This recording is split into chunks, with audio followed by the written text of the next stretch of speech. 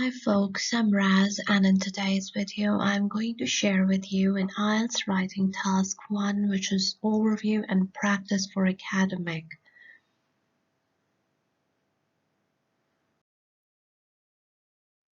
Let's take a look at the two tasks for writing. Now the task 1 is a report writing for academic, and for general it's letter, and you have to write for 150 to 180 words within 20 minutes. On the other hand, we have task 2, essay for both academic and general, goes the same, and you need to write between 250 to 280 words in 40 minutes. So friends, in this video I'm going to discuss with you the task 1, report writing for academic.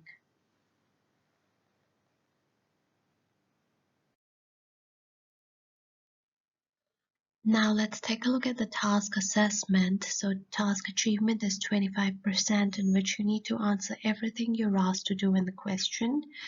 The other 25% is coherence and cohesion. You need to use structured paragraphs and make standard expressions.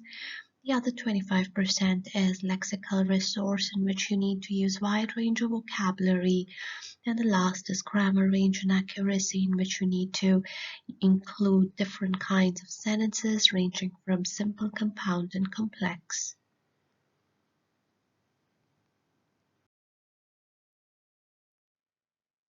So let's take a look at the task 1, report writing 20 minutes, 150 to 180 words. All in all, we are going to segregate 4 different paragraphs. The first is an introduction, the second is overview, the third is making analysis and group comparisons of different years, and the paragraph 4 is again making analysis and group comparisons of the remaining years.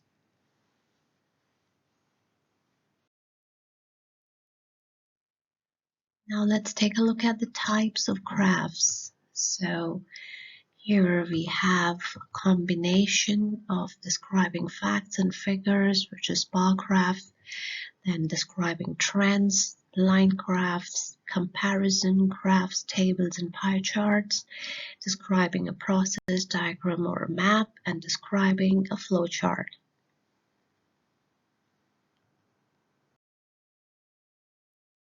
Now let's take a look at the graph 1. You should spend about 20 minutes on this task.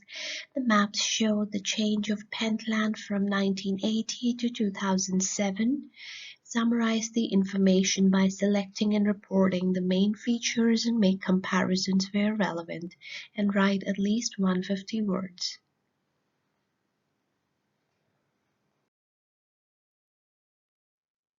So let's take a look at how we can describe a map. Now we have a Pentland 1980, how it looked, and on the other hand we have another graph for 2007.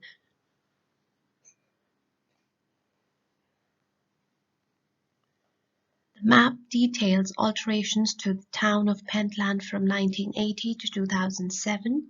Looking from an overall perspective, it is readily apparent that there was a lot of residential and commercial development over the years, including construction of a marina for yachts, shops, apartments, and entertainment facilities.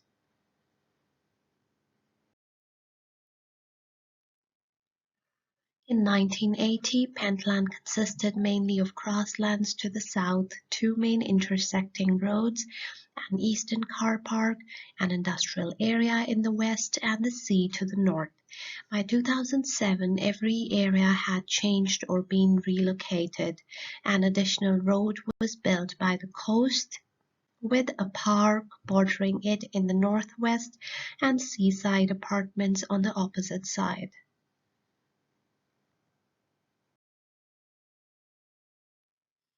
The roads are now lined with shops, and the car park added floors and moved from the eastern to the western end of the town, adjacent to a new swimming pool. In the south, grasslands made way for a cinema to the west and rows of houses along a new eastward avenue.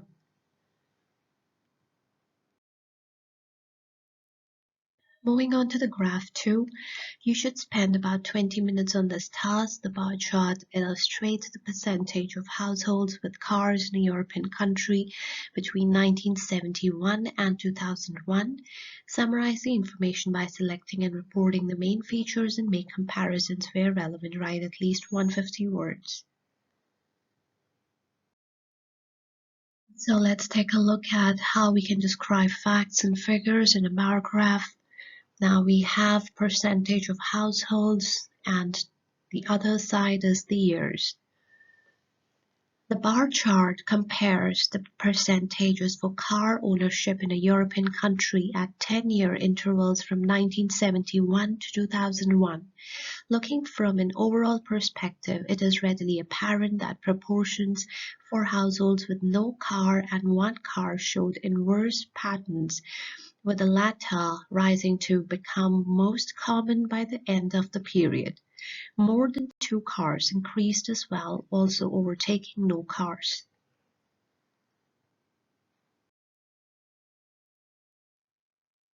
The number of homes in this European country with no cars stood at just under 50% in 1971, before a steady decline by more than 5% each decade to finish at under 30% in 2001.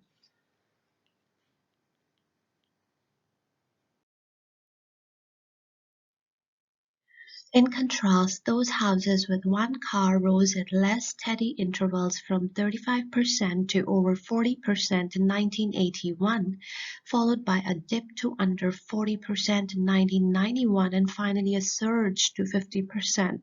More than two cars began the time surveyed, with the lowest ratio amounted to 25% then grew, mirroring the trajectory of one car and finishing at 35%, nearly 10% higher than no car households.